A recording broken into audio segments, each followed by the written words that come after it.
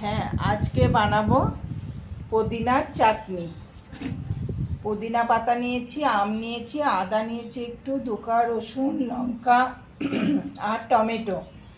পুদিনা পাতাগুলো দেখুন কি বড় বড়, আমার ঘরে হয়েছে, তাই অল্প করে একটু চাটনি বানাবো আজকে। খুব ভালো লাগে খেতে।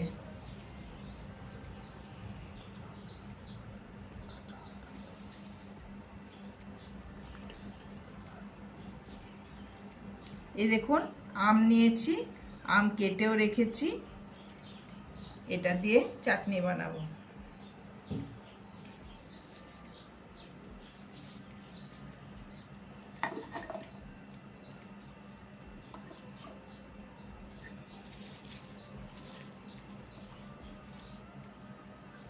এগুলো সব দিয়ে দিলাম।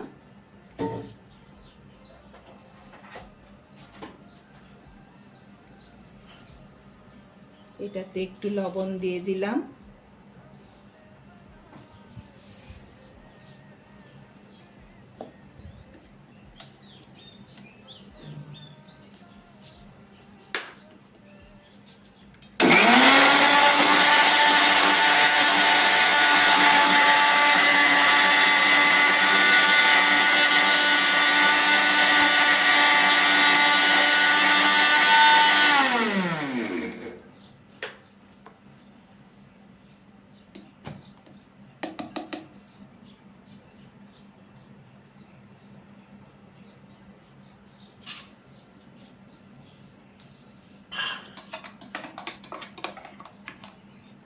দেখুন চাটনি বেনে গেছে।